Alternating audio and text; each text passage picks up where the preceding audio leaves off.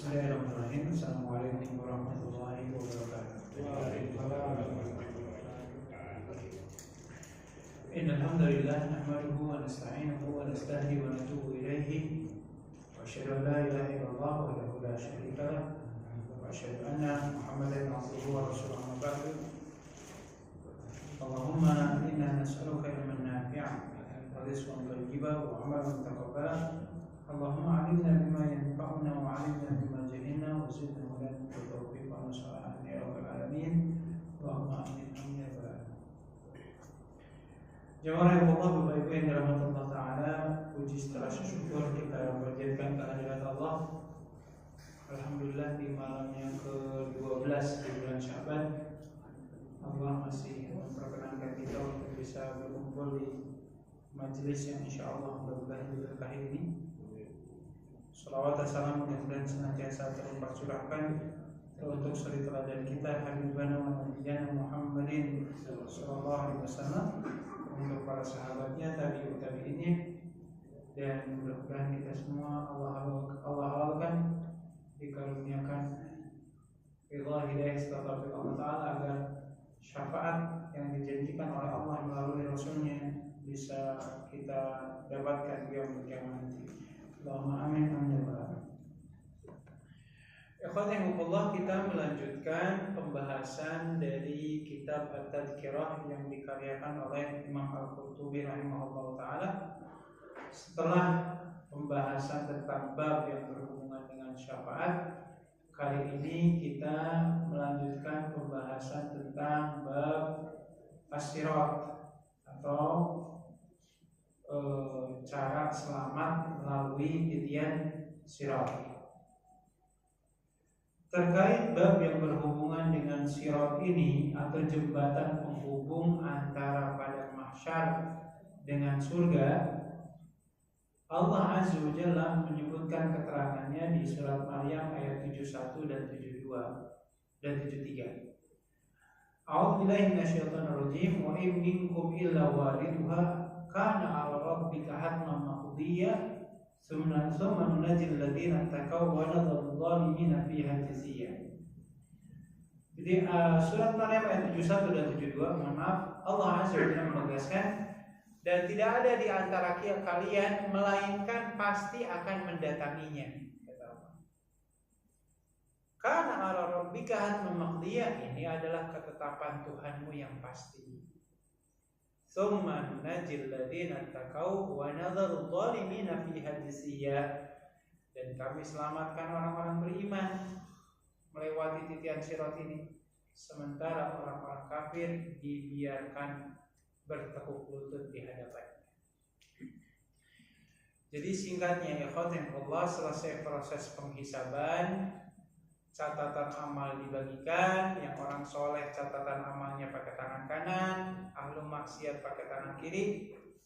Maka sesudah pembagian itu, wallahu a'lam, kita semua sebelum melalui titian sirat akan digiring oleh Allah Azza wa Jalla untuk mendatangi yang namanya, kalau kata Rasulullah, al-haud, atau kalau bahasa kita itu telaga. Jadi sebelum nanti kita melewati titian sirat, kita semua akan mendatangi telaga.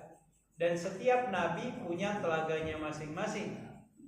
Dan telaga Rasulullah SAW dinamakan dengan telaga Kautsar. Inna a'tayna al-Kautsar. Nah, jadi insya Allah setiap kita itu akan mendatangi yang namanya telaga Kautsar itu. Yang kata Rasulullah, luas telaganya itu seluas langit dan bumi, jumlah cawannya sejumlah bintang-bintang di atas langit, dan siapa orang yang minum seteguk saja dari telaga ini tidak akan pernah kehausan selama. Jadi memang kalau kita itu nanti masuk surga, insya Allah ya, kita tidak akan mengalami yang namanya kekenyangan, gitu. Kehausan juga enggak. Karena yang ada di surga itu adalah sebatas menikmati. Dan memang kan orang itu makan itu bukan yang berhubungan dengan kenyangnya kan, Rata-rata orang itu makan itu yang dilihat dulu adalah rasanya. Dan di surga itu nanti insya Allah nggak ada orang yang kekenyangan, karena nggak ada orang yang buang air kecil, nggak ada yang buang air besar, nggak ada yang haid dan seterusnya. Jadi ketika nanti kita izin Allah diizinkan minum di telaga kausarnya Rasulullah SAW ini, bukan berarti nanti kita masuk surga nggak akan minum air yang Allah siapkan di surga. Tapi itu jaminan. Tapi ingat ya ikhwan Allah, di antara amalan agar Allah mengizinkan kita bisa menikmati air di telaga kausarnya Rasulullah, maka Allah Azza wa Jalla memberikan tips. Tipsnya apa? Fasholli li rabbika wanhar. Tunaikan sholat dan sembelihlah hewan kurban. Dan para ulama banyak menafsirkan yang dimaksud sholat di sini adalah sholat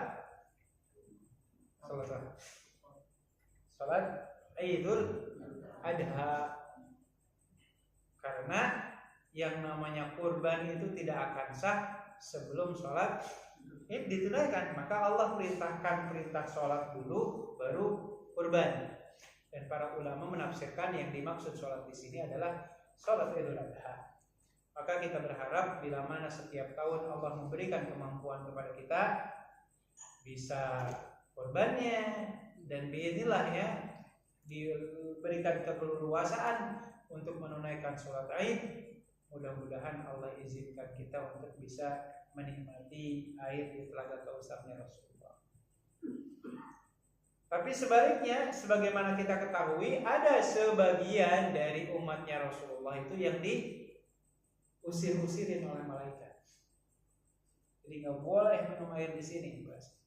Sampai Rasulullah bertanya, gerangan apa yang dilakukan oleh umatku sampai engkau nggak mengizinkan mereka untuk menikmati yang namanya telaga kausar tersebut? Maka malaikat mengatakan, innaka la ta'lamu ma ahdatsu ba'daka. Kata malaikat, wahai Rasulullah, engkau itu nggak tahu apa yang mereka lakukan dalam bentuk ibadah yang diada-adakan sesudah engkau meninggal dunia. Maka berdasarkan hadis ini, waliyadillah, para pelaku perbuatan yang dihukumi bid'ah itu akan mendapatkan semacam larangan untuk tidak bisa menikmati yang namanya telaga kausar. Ambil contoh umpamanya ikhwan Allah, ini sebentar lagi kan malam nisfu Sya'ban, gitu ya. Kapan? Hari apa Pak? Sekarang 12 ya. Berarti hari apa? Senin malam Selasa. Nah, Senin malam Selasa. Kita secara umum ya, ikhwanillah, tidak memungkiri ada banyak ulama yang menyebutkan adanya fadilah dari malam nisfu Sya'ban. Ada hadis yang diriwayatkan oleh Imam Ibnu Majah dan para ulama berbeda pendapat terkait hadis ini sahih atau dhaif. Sebagian ada yang mensahihkannya, sebagian ada yang mendhaifkannya. Salah satunya Imam Ahmad dan Imam Syafi'i mengakui dan menyatakan adanya keutamaan dari malam nisfu Sya'ban itu. Tetapi yang harus kita pahami di sini adalah sekiranya malam nisfu Sya'ban itu ada keutamaannya seperti yang diuraikan oleh beberapa ulama seperti Imam Ahmad, Imam Syafi'i, tapi tidak ada satupun di kalangan para ulama ini yang menyebutkan adanya ritual khusus. Kalau di masyarakat kan yang masalahnya gitu, ya baca Yasin sekian kali, setelah itu tunaikan sholat nisfu Sya'ban, pokoknya 2 rakaat. Nah ini yang perlu dikoreksi. Maka nasihat untuk saya dan kita semua, kalaupun umpamanya nisfu Sya'ban itu ada keutamaannya, bukan berarti kita melakukan ritual-ritual khusus. Jadi silahkan perbanyak aja beribadah yang lumrahnya kita lakukan di setiap malam. Baik. Jadi inilah ya nanti para pelaku bid'ah itu akan diusir-usir. Singkat cerita nih, yang pelaku bid'ah udah diusirin. Mudah-mudahan kita menikmati jamuan Telaga Kausar ini. Baru sesudah itu kita pun melanjutkan perjalanan kemana Pak? Bu? Nah, ke titian sirat tadi. Maka saat itulah Allah meletakkan di hadapan kita ada sebuah jembatan yang bahasanya muhaddatun muzillatun.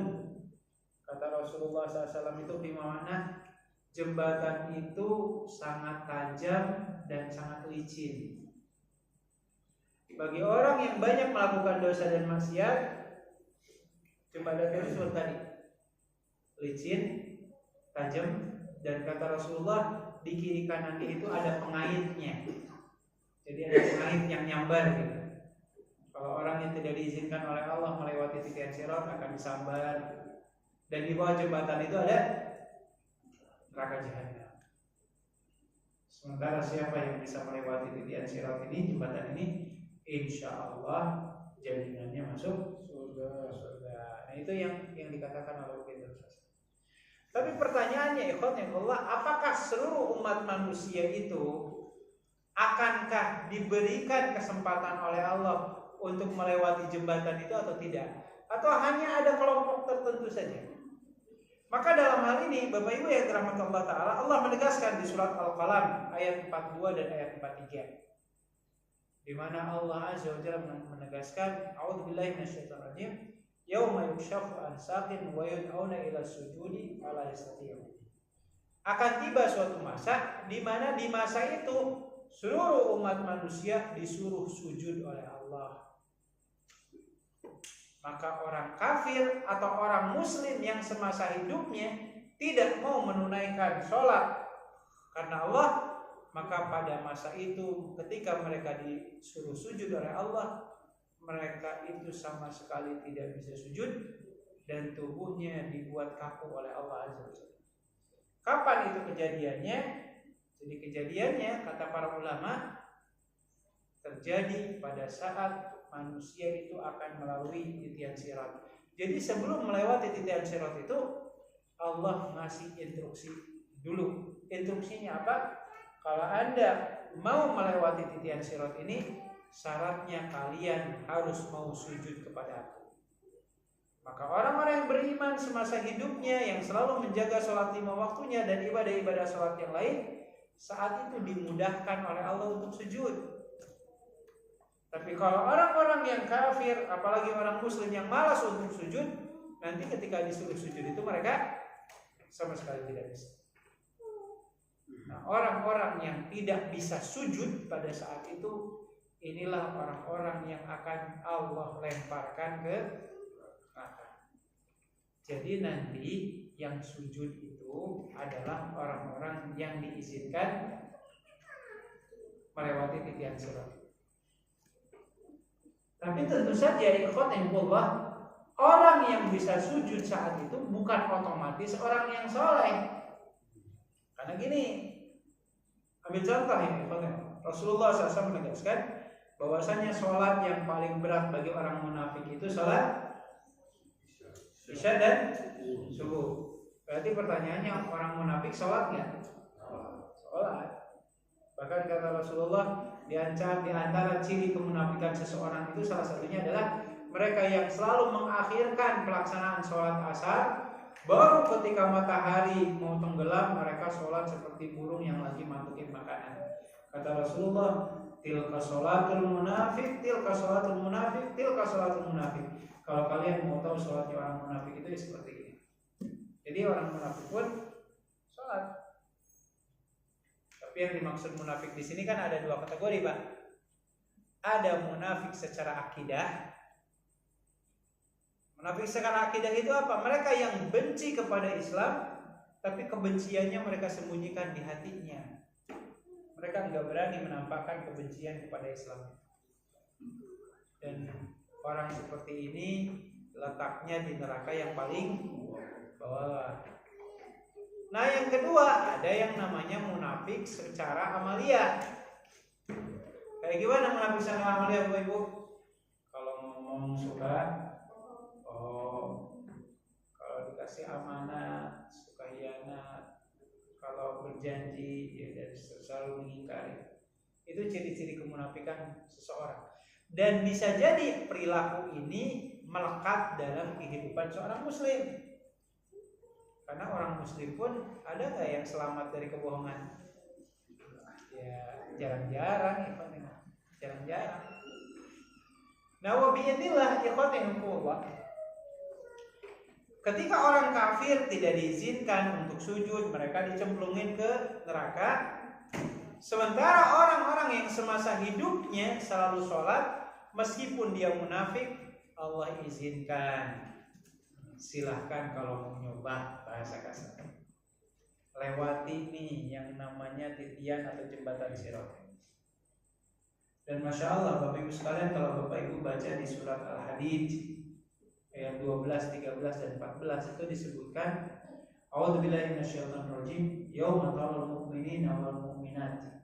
Kata Allah, akan tiba suatu masa kamu akan melihat orang-orang yang beriman baik laki-laki ataupun perempuan, ketika mereka di padang mahsyar dan ketika melewati titian Sirat itu, Allah berikan cahaya yang terang benderang.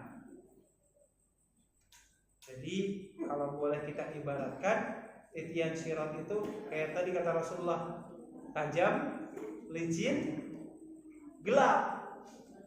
Tapi ketika orang yang beriman melewati titian Sirat itu, Allah jadikan jembatan itu terasa begitu luas, dan yang tidak kalah penting, begitu terang benderang.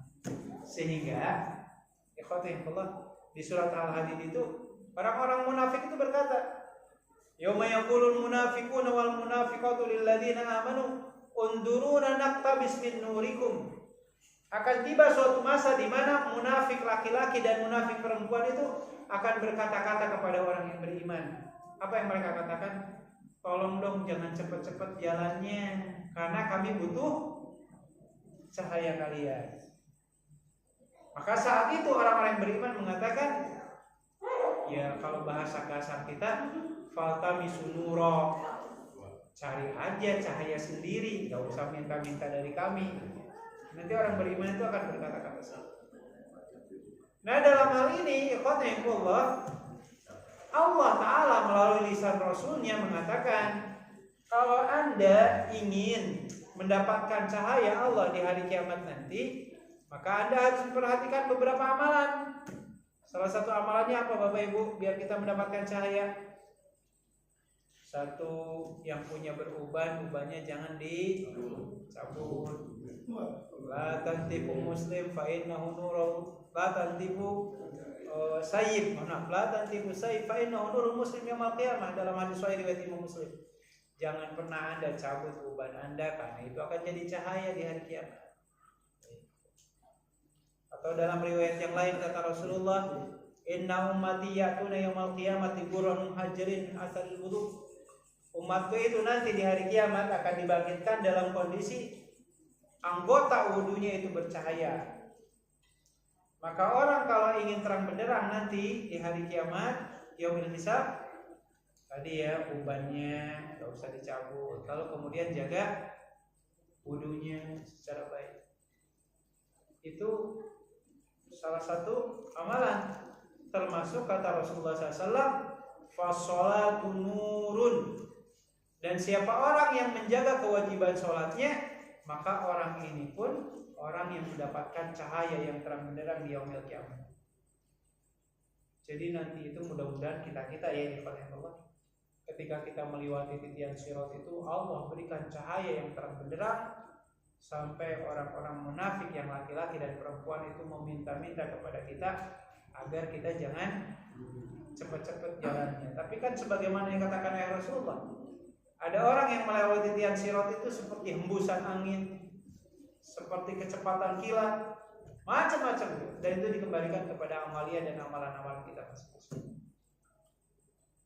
Nah, hingga akhirnya ya secara umum kata Allah Azza wa Jalla, kalau kita baca di surat Al-Hadid itu, maka Allah tutup dan Allah hilangkan cahaya kita dari orang-orang munafik yang laki-laki dan perempuan. Dan endingnya, waliyadzubillah, ya pastinya mereka tidak akan selamat dari titian Sirat.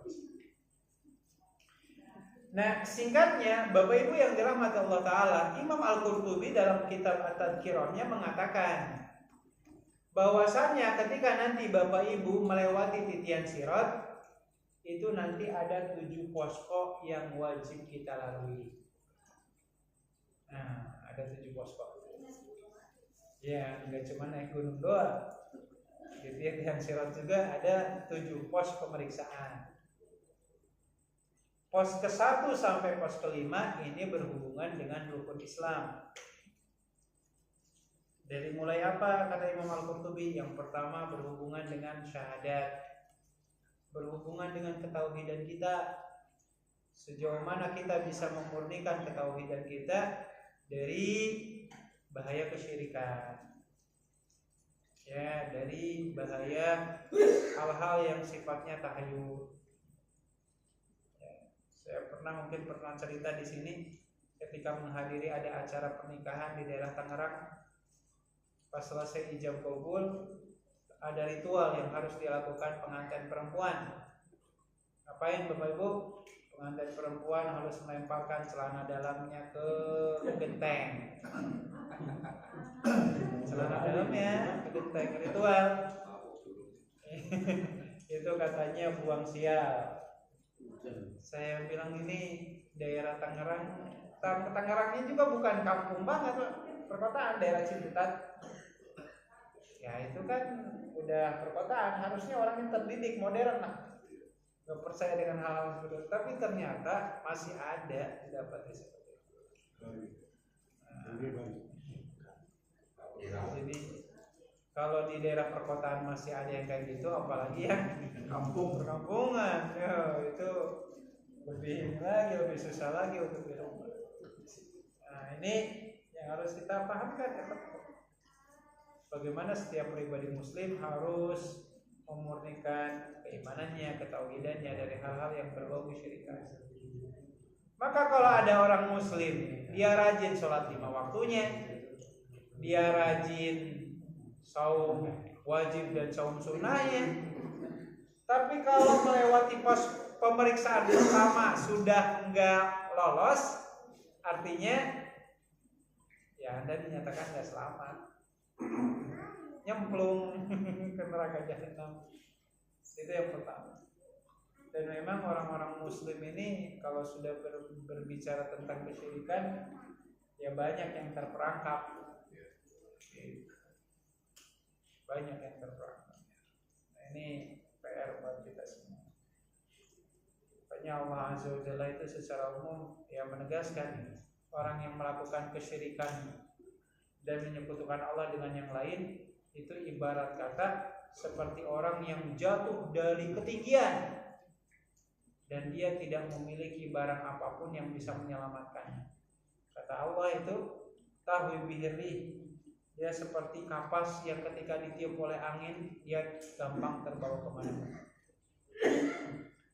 Ambil contoh ya, umpamanya dalam bab tabaruk lah. Daerah mana yang ada Kiai Selamat? Sulu. Kalau masih ada Kiai Selamat ya. Kirain Kiai Selamat tuh Pak Kiai gitu. Kiai Selamat tuh kebobule, gitu kan? Yang sebagian orang, mohon maaf, ada yang sambil ngalap berkahnya dari kotoran hewannya dan seterusnya. Ini kan salah kaprah lagi pada makan. Nah ini salah kaprah tuh, masa ngalap berkah tabaruk dengan cara seperti itu. Apalagi dalam bab ya ziarah kubur ya, itu sangat riskan. Umat Islam itu terjerembab dalam hal-hal yang berbau kesyirikan. Ini yang pertama Bapak Ibu, pos pertama berhubungan dengan syahadat.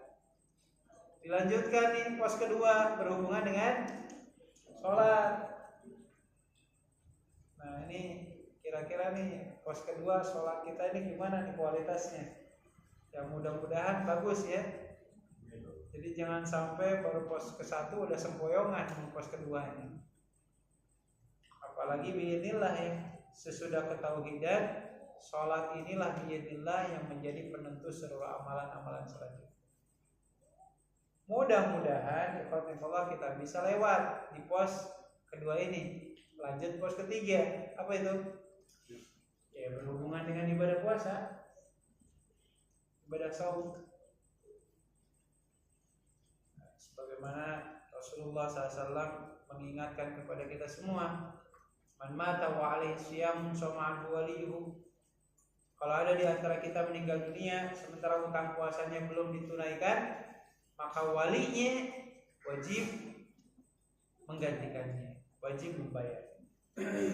Maka hutang puasa pun adalah jenis hutang yang kalau tidak kita lunasi bisa menjadi batu ganjaran kita untuk selamat di tepi akhirat. Baik, ada syahadat, dilanjutkan dengan sholat, dilanjutkan dengan puasa, dilanjutkan dengan zakat nih, berhubungan dengan zakat. Nah, mirisnya umat Islam itu kalau bicara zakat cuman fokusnya di zakat fitrah doang. Seolah-olah zakat itu cuma zakat fitrah doang. Padahal di luar itu semua masih banyak zakat-zakat yang lain. Apalagi kalau zakatnya zakat emas ya Bapak Ibu ya. Emasnya sekarang segram 3 juta. Lumayan kan. Gitu ya. Mau dikeluarin umumnya emasnya udah 85 gram, 2,5%-nya berapa tuh? Lumayan tuh godaannya. Ya. Dan zakat-zakat yang lain. Baru sesudah itu ikhwatifullah, pos selanjutnya sesudah syahadat, sholat, puasa, zakat, baru kemudian haji dan umrah dalam bab ini. Maka haji dan umrah kita pun, atau Bapak Ibu yang sudah menunaikan haji dan umrah, kita akan melewati pos ini. Dan ini yang berhubungan salah satunya adalah dengan lurusnya niat ibadah haji dan umrah kita. Yang mudah-mudahan min ajlillah, karena Allah Azza wa Jalla, bukan karena yang lain. Bukan karena materi. Karena walau bagaimanapun menunaikan ibadah haji bagi orang yang sudah memenuhi kriteria syaratnya sama status kewajibannya seperti ibadah sholat dan ibadah-ibadah yang lain. Maka Rasulullah SAW mengatakan, kalau ada seorang muslim dia mampu baik secara hartanya dan secara fisiknya, tidak ada uzur sama sekali, tapi dia nggak mau haji, maka kata Rasulullah nih, negara berhak menyita separuh dari aset kekayaan. Separuh. Ya, ghoromatan lil muslimin, itu sanksi bagi orang muslim yang nggak mau haji. Gitu ya, mengalahkan zakat, mengalahkan pajak juga. Gitu kan. Jadi itu bisa disisir. Bahkan Khalifah Umar bin Khattab radhiyallahu ta'ala anhu mengatakan, kalau ambil karton. Iya, bahkan Khalifah Umar bin Khattab radhiyallahu ta'ala anhu mengatakan, kalau ada seorang muslim yang dia mampu dan tidak ada halangan untuk tidak menunaikan ibadah haji, ternyata dia enggak haji, maka dia itu kalau suatu saat matinya itu sama seperti matinya orang Majusi, kata Umar bin Khattab.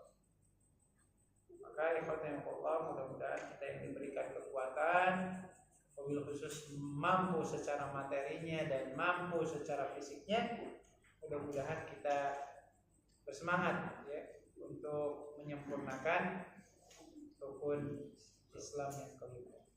Baik, insyaallah ya. Nah, ini dari mulai syahadat, terus apa lagi? Sholat, puasa, zakat, haji. Baru pintu selanjutnya, pos pengamanan yang keenam, ini yang berhubungan dengan wudu dan mandi wajib. Nah, wudu kita nanti akan diperiksa kayak gimana wudu kita, ya, apakah sesuai dengan tuntunannya atau tidak. Nah, saya kemarin di pengajian ibu-ibu memberikan contoh bagaimana Rasulullah mengusap kepala ketika wudu. Itu ada 4 tata cara. Dan keempat-empatnya hadisnya sahih. Hadis yang pertama dari sahabat Nabi yang bernama Abdullah bin Zaid atau mohon maaf saya ulang, dari Rubai binti Mi'wad, saya ulang. Jadi dalam hadis itu disebutkan dalam Sahih Bukhari Muslim, saya buka ya di sini kajinya. Jadi kata Rubai binti Mi'wad, Rasulullah itu kalau mengusap kepalanya dalam Sahih Bukhari Muslim memulainya dari belakang. Belakang ke depan, dari depan ke belakang lagi, lanjutkan ke telinga. Ini hadis yang pertama, hadis Sahih Bukhari Muslim. Hadis yang kedua, sahabat Nabi yang bernama Utsman bin Affan radhiyallahu ta'ala anhu. Hadisnya juga sahih. Kata Utsman bin Affan, saya telah melihat Rasulullah berwudu dan ketika beliau mengusap kepalanya dimulai dari depan. Kalau tadi belakang nih, ini depan. Depan ke belakang, dari belakang ke depan lagi, lanjut ke telinga. Ini cara yang kedua. Cara yang ketiga, ikhwanillah, dari sahabat Nabi namanya Aisyah radhiyallahu ta'ala anha, istri Rasulullah langsung. Dan kata Siti Aisyah radhiyallahu ta'ala anha, cara Rasulullah mengusap kepala saat berwudu itu adalah dimulai dari depan ke belakang, lanjut ke telinga. Jadi nggak balik. Itu ya, itu cara yang ketiga. Atau cara yang keempat, dalam hadis sahih riwayat Imam An-Nasa'i dari sahabat Nabi namanya Muawiyah. Disebutkan kata Muawiyah, Rasulullah itu kalau mengusap kepala ketika saat wudunya dengan cara ini Pak. Jadi tangan kanannya diisi air seperti ini, lalu diusapkan ke kepalanya, lalu tangan kirinya membantu untuk mengusap. Sekali usapan, lanjut ke telinga. Nah, ini 4 tata cara mengusap kepala pada saat berwudu, yang dalam hal ini Rasulullah SAW meriwayatkannya kepada para sahabat. Tinggal monggo bapak-bapak, ibu-ibu mengkoreksi mengusap kepalanya seperti apa. Ya, diulang ya Pak ya. Dari belakang, depan, belakang lagi, telinga. Itu cara yang pertama. Atau kebalikan, dari depan ke belakang, balik lagi telinga. Atau cara yang ketiga, dari depan ke belakang, lanjut ke telinga. Atau cara yang terakhir, tangan kanannya diisi air, langsung diguyurkan ini diusap sampai ke belakang, lanjut ke telinga. Gitu ya. Ya, jadi basah, benar-benar basah Pak.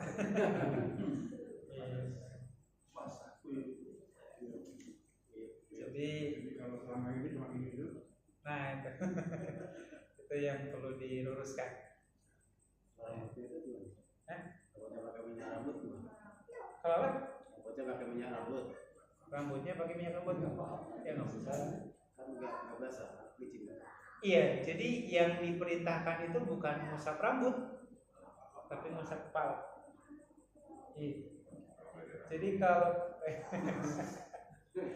kalau biinilah, oh ternyata rambutnya pakai gel umpamanya ya, nggak basah, ya kan yang diperintahkan itu mengusap, bukan membasuh. Yang penting diusap. Apa? Dengan air diusap. Iya, artinya ada basah. Ya, bukan air begini ya. Bukan begitu. Nah, ada pendapat, ini pendapat Imam Syafi'i rahimahullah ta'ala. Beliau itu punya pandangan gini, kan perintah mengusap kepala itu nanti kalau baca di surat Al-Maidah ayat 6, Allah menegaskan, a'udzubillahi minasyaitonir rajim, wamsahu biru'usikum, dan usaplah kepala kalian. Nah, kata Imam Syafi'i, perintah mengusap kepala itu enggak ditentukan seberapa banyaknya. Maka kalau mengusap sebagian pun itu udah menggugurkan kewajiban. Maka ada sebagian dari masyarakat muslim itu yang wudunya cuma gini doang gitu. Tapi kan ikhwatullah itu penafsiran Imam Syafi'i. Dan kalau kita kembali kepada pemahaman di awal, kalau bicaranya menafsirkan, Maka seutama-utamanya manusia yang punya otoritas untuk menafsirkan Al-Quran kira-kira siapa? Rasulullah SAW. Beliau yang paling ngerti dan paling paham. Maka Imam Syafi'i sendiri kan pernah mengatakan, kalau pendapat saya itu bertentangan dengan hadis, lemparkan, kata Imam Syafi'i. Gitu ya. Wallahu a'lam. Jadi izin Allah ya Allah, di pos pengamanan yang ke-6 yang akan ditanya oleh para penjaga pos ini adalah bab wudu dan sholat wajib kita. Nah ini bapak-bapak masih ingat ya sholat wajib? Sholat wajib, mandi wajib. Ya kalau bicaranya mandi wajib, sebenarnya niat saja udah cukup sebenarnya Pak. Umpamanya niat mandi wajib nyemplung ke Citarum, banjir. karena kalau basah dari atas sampai ke bawah udah selesai itu mandi itu. Kalau bicara menggugurkan kewajiban, tapi kan kita bicaranya ingin mencontohkan kalau Rasulullah mandi wajibnya kayak gimana sih kan gitu. Nah ini sedikit mengingatkan saja ya Pak ya. Meskipun runutan yang nanti akan dijelaskan ini babnya sunnah. Intinya sih yang penting kan niatnya gitu. Kalau sekedar ingin mengugurin kewajiban, niat juga udah selesai. Karena kalau harus tata caranya saklek wajib harus seperti ini, kebayang ya umat Islam di Indonesia aja yang tahu tata cara mandi wajib berapa orang sih? Gitu ya presentasinya. Nah baik, kurang lebih tata cara mandi wajib itu ikhwan yang Allah laki-laki perempuan sama. Yang pertama cuci tangan, gitu ya. Terus yang kedua mohon maaf, tangan kiri dilumuri sabun. Untuk apa? Bahwa bersihkan kemaluan kita. Tangan kanan ambil air bersihkan. Sesudah itu apa? Berwudu, sama seperti wudu kita mau sholat. Cuman dalam wudu ini ada dua riwayat. Riwayat yang pertama dari Siti Aisyah, kakinya jangan dulu dibasuh.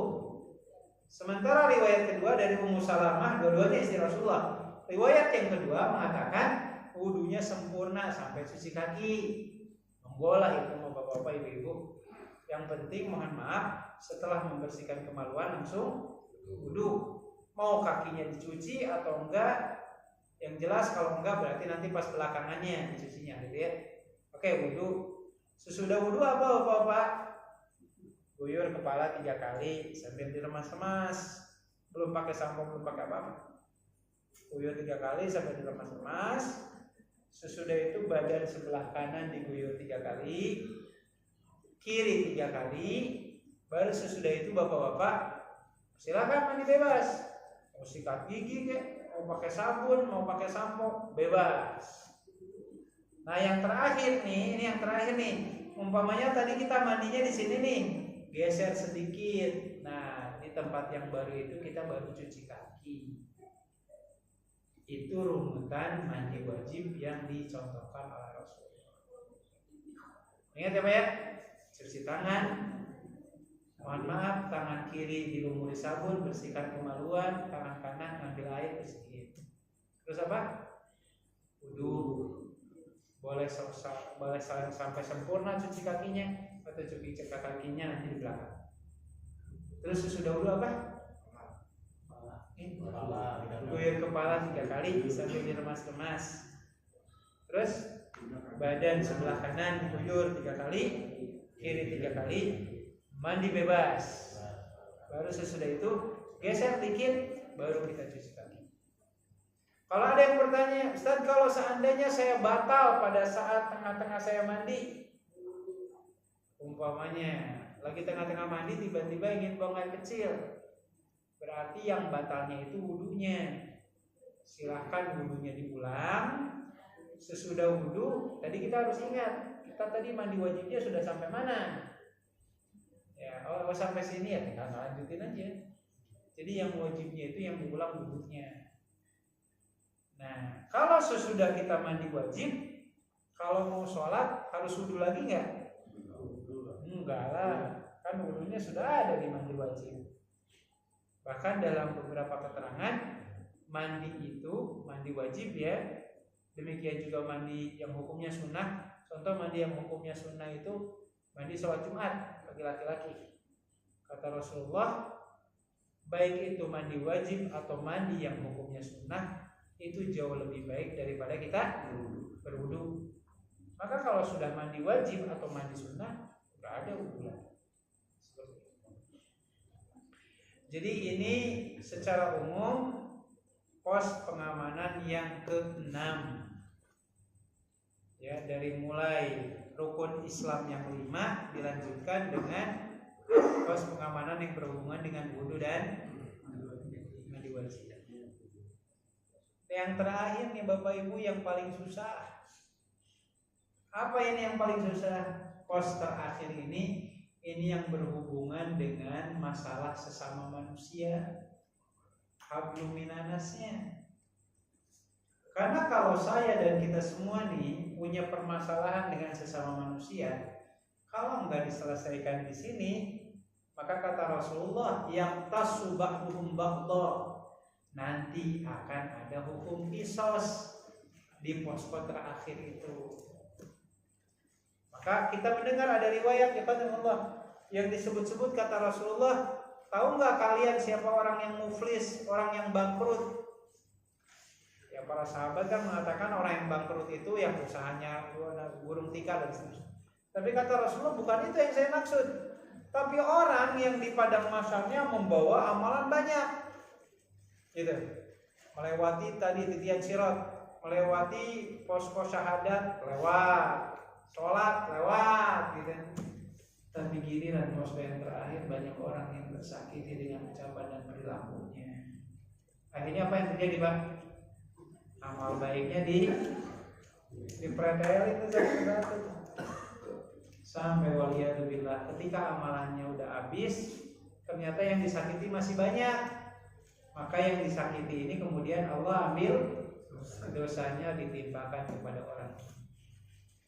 Dan di posko terakhir inilah Allah yang bisa jadi banyak di antara hamba-hamba Allah itu yang mungkin secara ibadah hablum minallahnya bagus, tapi belum tentu perilaku secara hablum minannasnya baik. Maka ini sebagai catatan bagi kita semua, ya, karena walau bagaimanapun inilah Rasulullah mengatakan, ketika jembatan Sirat itu Allah bentangkan, kata Rasulullah, akulah manusia yang pertama yang akan melewati itu, baru sesudah itu umat-umatku, baru sesudah itu nabi-nabi sesudahnya, seterusnya. Dan kata Rasulullah, tidak ada seorang nabi yang melihat umatnya melewati titian Sirat itu, melainkan mereka semua berdoa, Allahumma sallim, Allahumma sallim, Allahumma sallim. Ya Allah, selamatkan umatku, selamatkan umatku. Tapi ternyata meskipun yang berdoanya adalah Rasulullah, ya doanya Rasulullah mustajab, tapi pertanyaannya yang didoakannya ini layak untuk diterima dan dikabulkan ya? Maka tidak sedikit di antara umat Islam ini yang tidak bisa melewati titian sirat, terjerembablah di siksa neraka jahanam. Tapi yang kita punya keyakinannya, ending umat Islam itu selama tidak musyrik, endingnya insya Allah masuk surga. Nah, inilah kurang lebih ikhwanullah uraian kita di kesempatan malam hari ini yang berhubungan dengan titian sirat ini. Jadi kita punya sedikit kesimpulan. Pertama, yang melewati sirat itu hanya orang yang semasa hidupnya selalu menjaga sholatnya. Berarti orang kafir tidak akan dikasih kesempatan melewati sirat. Yang ada langsung dicemplungin. Dan yang kedua, orang yang melewati titian sirat ini bukan berarti langsung selamat, ya, karena harus melewati tadi posko-posko yang disebutkan. Bahkan kalau kita mendengar perkataan Rasulullah yang bernama siapa? Abdurrahman bin Auf. Kata Rasulullah, wahai Abdurrahman, kamu itu masuk surga, tapi masuk surganya ya merangkak-rangkak. Ya banyak orang kan mengatakan penyebabnya karena banyak hartanya, banyak mobil. Tapi yang kita yakini bahwa Ya. Banyak Fortuner. Banyak Fortunernya. Banyak mobil. Nah, terlepas dari itu semua kan kita yakin lah. Inilah ya, rasa-rasanya mustahil Abdurrahman bin Auf punya harta yang haram. Seorang sahabat yang dijamin masuk surga oleh Allah, kayaknya enggak. Tapi ternyata dengan harta yang halal pun, kata Rasulullah, kau masuk surganya orang-orang, apalagi kita. Gitu ya. Nah, ini menjadi catatan bagi kita semua ya kata Allah. Jadi intinya Rasulullah sudah menjelaskan ke kita sedetil-detilnya, tinggal kemudian bagaimana kita hari ini menyiapkannya. Saya kira itu saja mungkin materi kita hari ini. Ya, saya kembalikan kepada jemaah sekalian, monggo kalau mau ada yang ditambahkan atau didiskusikan. Barakallahu fiikum. Mangga Bapak Ibu silakan.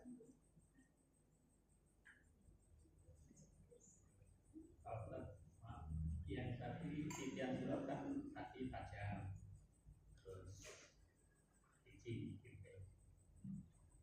Ada yang pernah kejadian itu rambut sudah apa ada dalilnya gitu. Nah, kalau itu mah permisalan aja. Permisalan di masyarakat kita. Istilahnya rambut dibelah 7. Kayak gimana ya rambut dibelah 7? Nah, Rasulullah SAW nggak mengistilahkan seperti itu. Iya, tapi Rasulullah mengatakan jembatan itu sangat tajam dan sangat licin. Maka ini dikembalikan kepada amalan kita. Ada yang tadi kan, ada yang jalannya secepat kilat, ada yang hembusan angin, ada yang merayap-rayap, gitu ya, macam-macam. Bahkan Imam Al-Qurtubi itu dalam kitab At-Tadhkirahnya yang kita kaji itu beliau mengatakan ada orang yang butuh waktu 100 tahun, ada yang butuh waktu 1000 tahun melewati titian sirat. Jadi ini pastinya bukan sesuatu yang mudah ya untuk kita lewati, termasuk kita gambarkan hari ini. Tapi ungkapan ibarat rambut dibelah 7 itu Sulit. intinya menggambarkan tadi jembatan itu sulit. Berapa? 17 sampai itu susah. Enggak dibelah itu pos kecil. Iya, lewat 7 pos. Kalau besar susah. Enggak usah. Kalau ada yang ngomong nanti kita bisa tanyain hewan kurban kita. Nah, itu. Ya termasuk kisah-kisah fiktif tuh. Jadi katanya hewan yang kita korbankan itu jadi kendaraan di titian sirat. Nah, kebayang ya kalau hewan yang dikorbankannya sapi 7 orang lagi. Gitu ya. Sampai 7 orang, kecuali kalau sapinya dari 1 orang gitu ya. Nah, ini nggak ada tuh cerita-cerita seperti itu. Ya, jadi hewan kurban itu bukan untuk dijadikan tunggangan di titian sirat ya. Nggak ada riwayat seperti itu. Ya. Kalau ada riwayat hewan itu nanti kan dijadikan pasir debu sama Allah. Kenapa? Kan semua hewan-hewan itu dijadikan debu sama Allah. Betul. Nah, itu sebelum jalan ke jembatan itu. Iya. Kalau kita baca itu di surat An-Naba ayat terakhir, ada kalimat gitu kan, ada ungkapan A'udzubillahi minasyaitonir rajim wa yaqulul kafiru ya laitani kuntu turaba. Dan pada saat itulah orang-orang kafir berkata-kata, ya Allah, alangkah indahnya kalau saya bisa jadi tanah. Maksudnya apa? Ketika Allah Azza wa Jalla selesai menghisap seluruh makhluknya, kan binatang juga nanti akan diperdengarkan tuh. Ada keluhan nggak? Anda pernah dizolimi nggak? Gitu. Ketika semuanya sudah selesai dan Allah Azza wa Jalla memastikan apakah kalian puas dengan keputusanku, Allah bicara kepada para binatang ini. Dan ketika mereka puas, maka saat itu Allah mengatakan, ya ibadi kuni turaba, wahai hamba-hambaku, jadilah kalian hari ini jadi tanah. Maka yang namanya binatang itu nggak ada yang masuk surga, karena semuanya Allah jadikan tanah. Nah, pada saat binatang-binatang itu jadi tanah, ya orang-orang kafir itu berandai-andai, ya Allah, enaknya kayak binatang nggak masuk neraka, semuanya jadi tanah. Nah, jadi nggak ada nanti di titian sirat itu orang yang melewati jembatan pakai pakai kuda, pakai sapi, pakai kerbau gitu ya, pakai domba enggak, guys. Nah,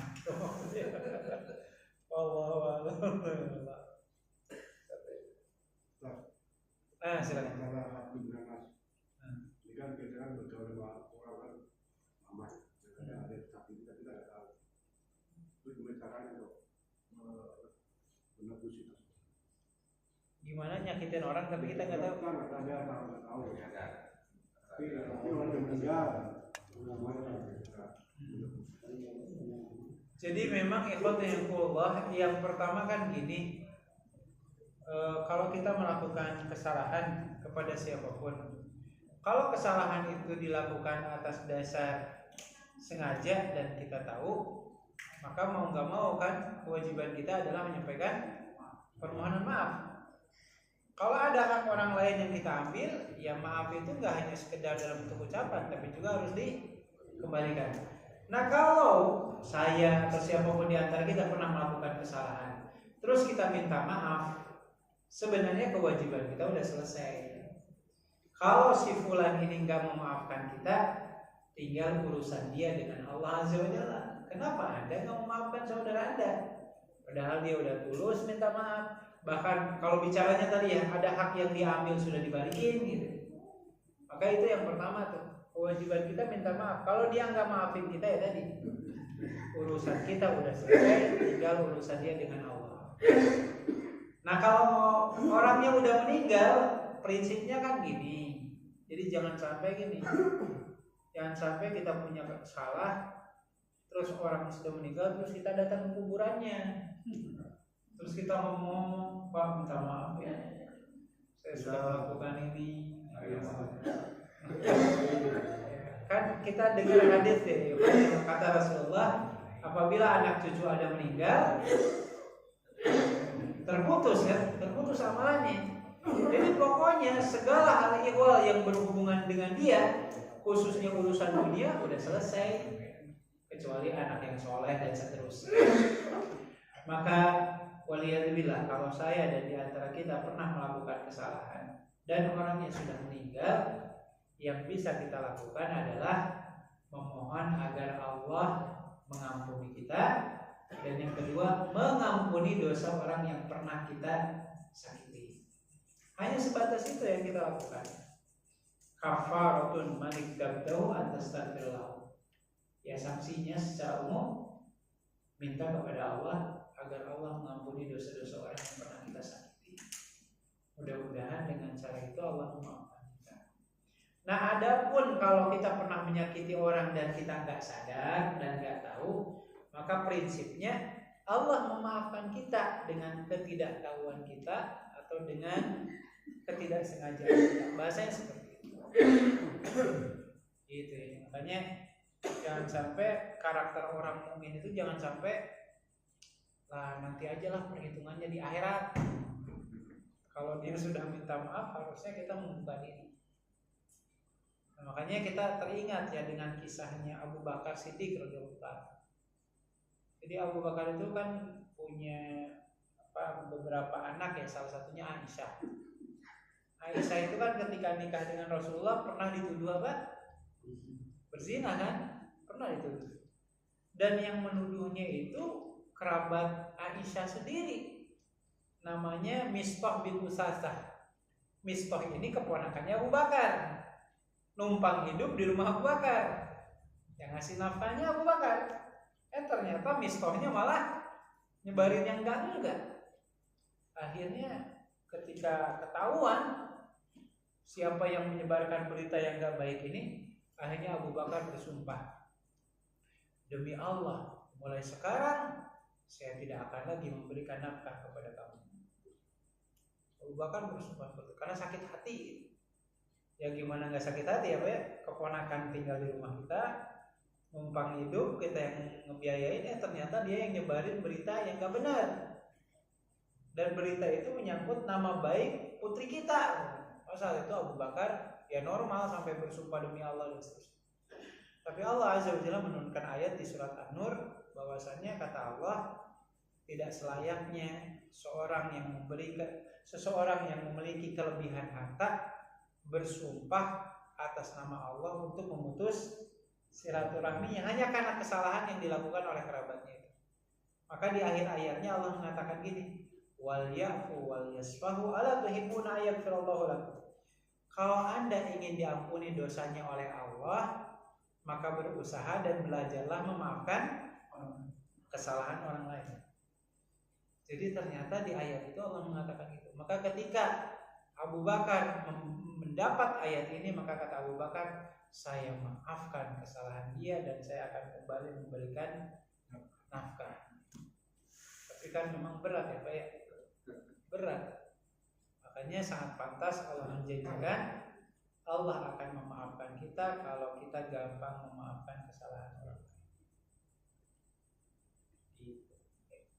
Wallahu Kan di Al-Quran itu juga ada nggak boleh bersumpah untuk untuk melakukan yang tidak baik. Contohnya tadi demi Allah saya tidak akan menapaki atau demi Allah. Iya, Itu kan ada juga Pak.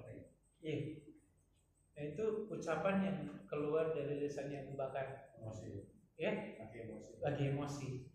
Maka Allah langsung mengingatkan, tidak sepantasnya orang yang memiliki kelebihan itu bersumpah untuk memutus silaturahminya, menolak memberikan nafkah. Maka Allah ingetin. Iya, tapi kan kita bisa merasakan Pak suasana batin seorang ayah ya ketika anaknya dituduh, bahkan dituduhnya pun gak tanggung-tanggung. Sampai Abu Bakar itu bilang gini, kata Abu Bakar, dulu sebelum kami masuk Islam, kehormatan dan harga diri kami itu terjaga. Kenapa sekarang sesudah masuk Islam malah yang nodai itu saudara seiman, bukan orang kafir atau orang munafik, sampai seperti itu. Tapi ya tetap ya Allah perintahkan Abu Bakar untuk memaafkan. Wallahu. Makanya kan ada ungkapan nih, jangan memutuskan ketika marah, jangan mengobrol janji ketika senang, karena biasanya ujung pangkalnya pasti bisa, gitu kan. Lagi marah, mohon maaf, langsung ngomong ke istrinya, saya cerai kamu, ya. Yang ngelihat kadar marahnya, kalau marahnya masih tahu di hadapannya istrinya, ya berarti marahnya masih marah yang standar.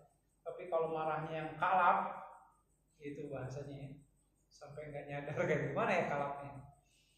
Nah, secara umum tadi kalau kita memutuskan lagi marah itu pasti sama. Kalau lagi senang mau berjanji, ya lagi kampanye, janji ini janji itu, udah terpilih nyesel kenapa janji Ngapain janji gitu? ditanya. Harus dijalanin.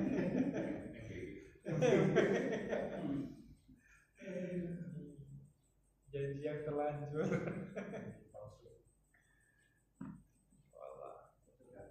Silakan. Masalah wudhu tadi. Ya. Kan setelah Ustaz rambut telinga ya.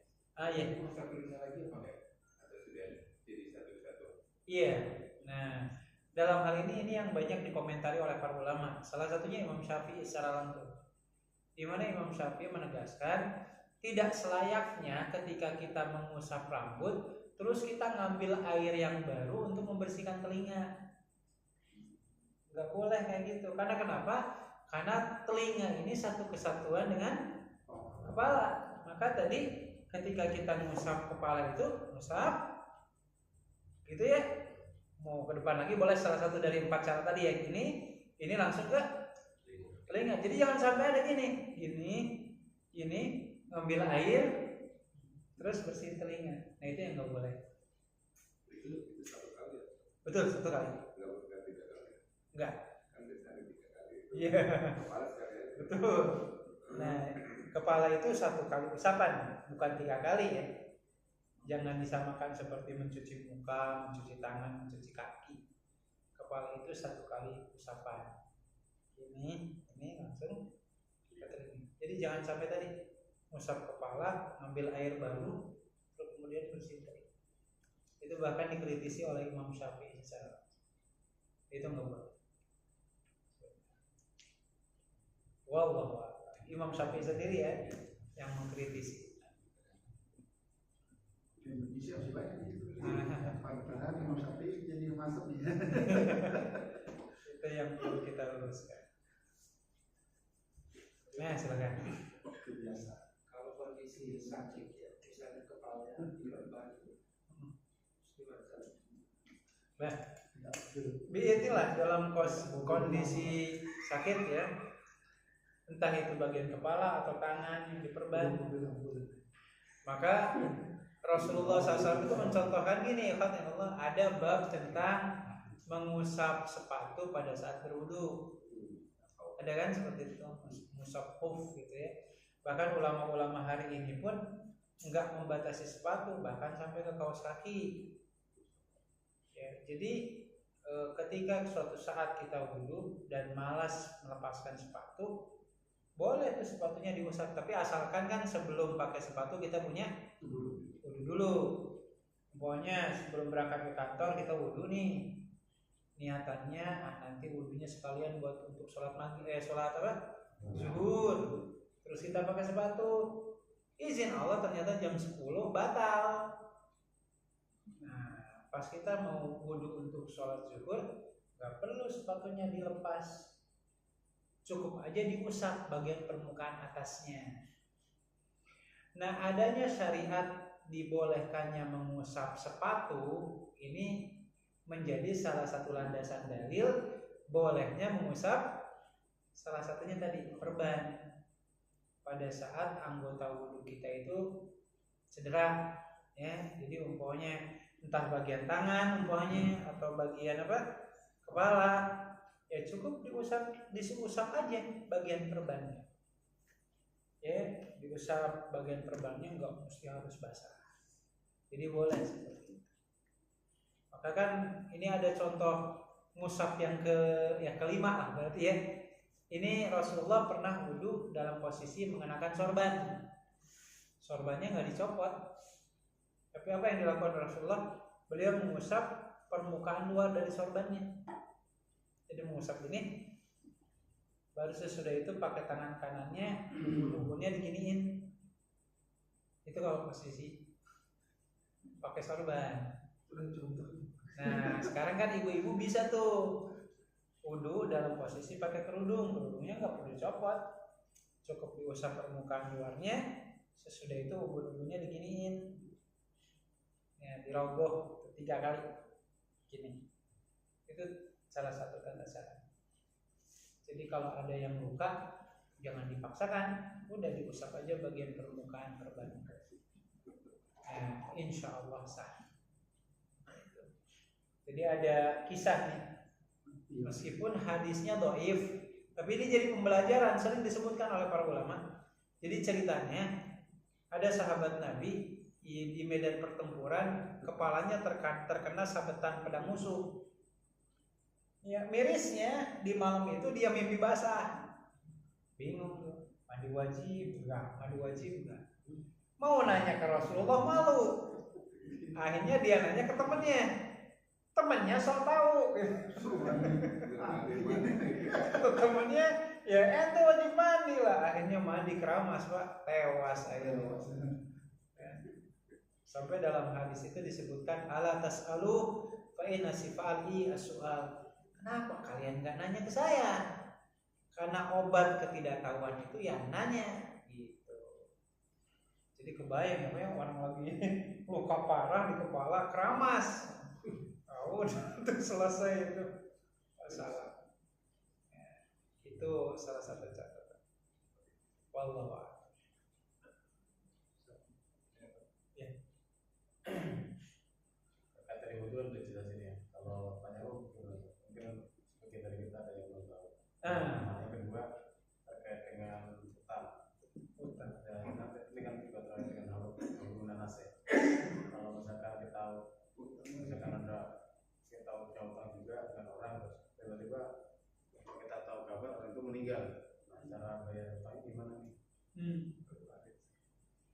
Yang pertama gini ya, terkait tata cara tayamum secara umum ini yang perlu dikoreksi itu adalah ketika mengusap tangan. Karena banyak orang yang memahami tayamum itu sampai sikut. Padahal kan nggak seperti itu. Ya, tayamum itu secara umum ya bacaan di awal hanya bismillah saja. Bismillahirrahmanirrahim, tempelkan ke media yang menurut kita ada debunya. Lalu kemudian ditiup, usapkan ke wajah, baru ke tangan.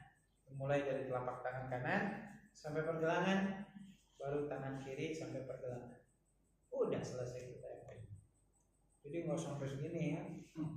Enggak. Ada juga sebagian, saya pernah dengar ada sebagian ustadz mutawif ya yang mengatakan kalau di pesawat nggak bisa tayamum. Karena kenapa? Nggak ada debunya. Di pesawat ada berdebu banyak. Di lantai di bawah itu banyak tanah tuh. Tapi yang dimaksud oleh Allah Azza wa Jalla, yang dimaksud debu di sini adalah partikel yang nempel, yang mungkin nggak kelihatan, tapi kita yakin yang di karpet ini juga kelihatan bersih. Kalau di zoom kan pasti ada debu. Jadi seperti itu ya. Bismillahirrahmanirrahim.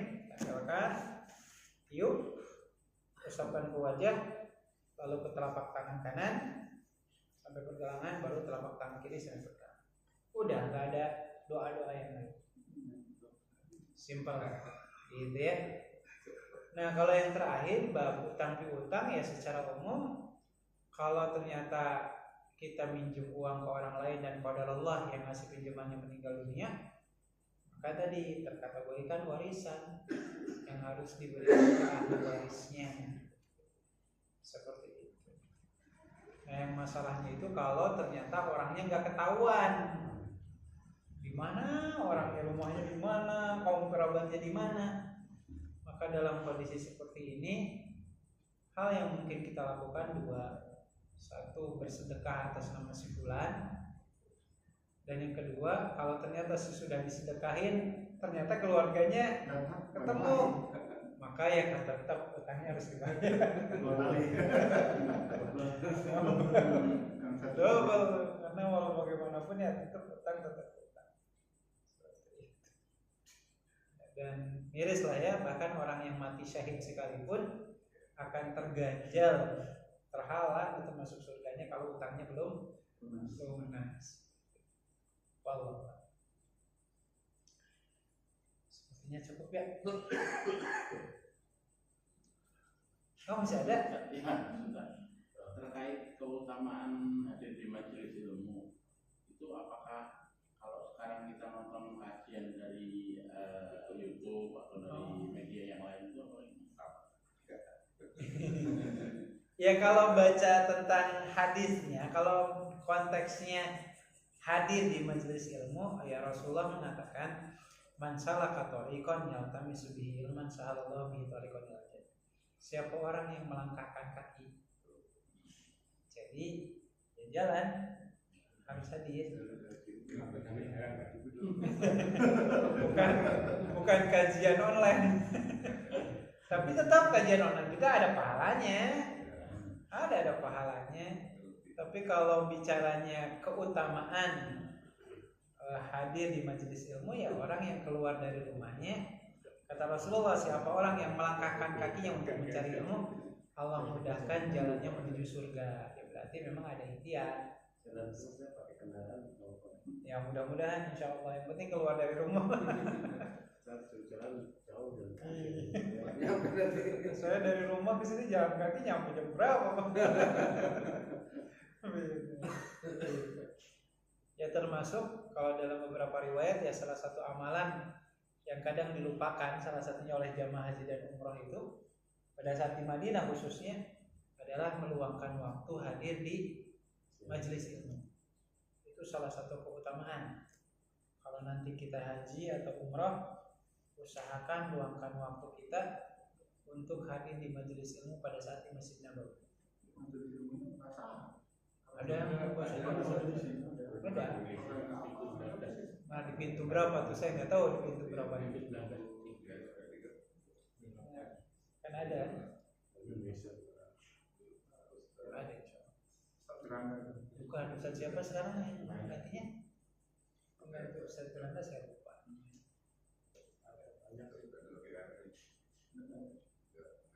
Lupa saya namanya. Wallah. Satu lagi Ustaz, menyambung ini, saya pernah ke Al-Jihad di Ustaz. Itu kita jamaah, setelah jamaah imamnya terus dia ceramah sebentar ya, dia mengutip ayat terus ceramah sebentar, terus dia bilang bahwa mudah-mudahan ini bisa menjadi penggugur kewajiban kita untuk menuntut ilmu setiap hari. Iya. Jadi maksudnya apakah itu terkategorikan menuntut ilmu itu harus setiap hari? Iya, prinsipnya kan Rasulullah mengatakan talabul ilmi fardhatun 'ala kulli muslim. Mencari ilmu itu adalah kewajiban untuk setiap muslim. Tapi kewajiban ini, ikhwatillah, ada kewajiban yang sifatnya itu longgar, bisa kapanpun. Ada kewajiban yang sifatnya itu harus setiap hari. Ya, contoh umpamanya sholat 5 waktu itu kewajiban yang sifatnya mengikat, gak bisa dilonggar-longgarkan, gak boleh keluar dari waktu, di luar waktu. Tapi contoh ada umpamanya kewajiban yang sifatnya longgar, baca Quran. Baca Quran itu tiap hari wajib, tapi nggak ditentukan waktunya kapan, berapa ayatnya. Yang penting kita baca Quran. Sama seperti mencari ilmu pun. Mencari ilmu hukumnya wajib, tapi nggak disebutkan hariankah, bulanankah, dan seterusnya. Tapi itu ada sebuah kewajiban. Nah, selama kita tidak membebani diri, ya sebenarnya kembali ke hukum asal. Mencari ilmu itu wajib, tapi kewajibannya yang sifatnya dilonggarkan secara syariat.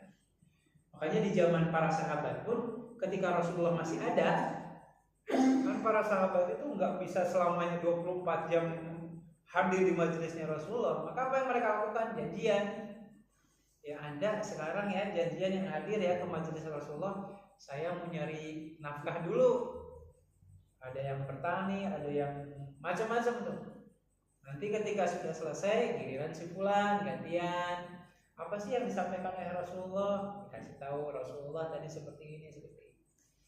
Jadi itu pun ketika Rasulullah masih ada di masa itu. Gak bisa 24 jam seperti itu. Kenapa? Enggak berputar di bumi. Makanya kan ada dulu di zaman Rasulullah itu sekelompok sahabat namanya Ahlus Suffah. Ya, di masjid aja ngapain? Ya itu tadi belajar. Makanya ada konsep pendidikan namanya mulazamah. Mulazamah itu seperti di Yaman lah ya. Dia nggak punya kurikulum apapun. Pokoknya kemanapun gurunya pergi ngintilin. Gurunya ngisi kajian di mana hadir. Itu aja gitu. Saudara-saudara kita yang menimba ilmu di Yaman seperti itu. Ya, kalau yang metodenya konvensional seperti itu. Dan itu yang dilakukan oleh para sahabat di masanya.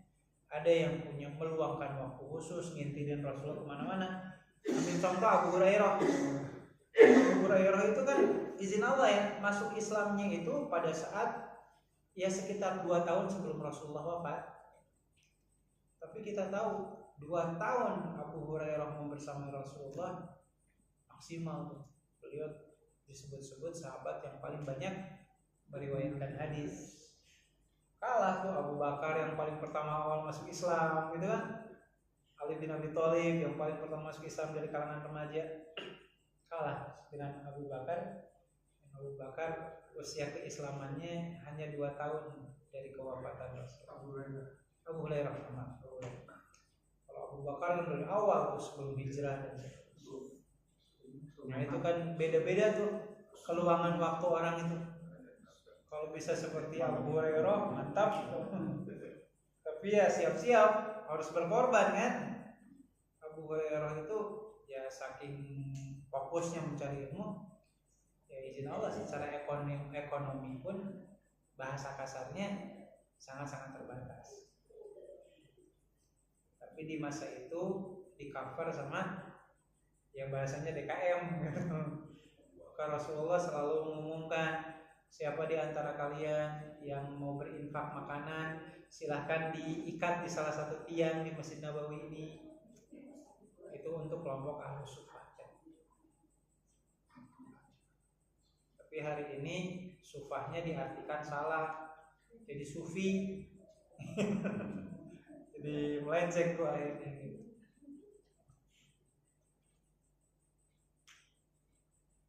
Baik, mungkin ikhwanullah kita cukupkan dulu sampai di sini. Mudah-mudahan apa yang tersampaikan sedikit banyaknya menjadi penambah wawasan dan yang paling penting penguat iman.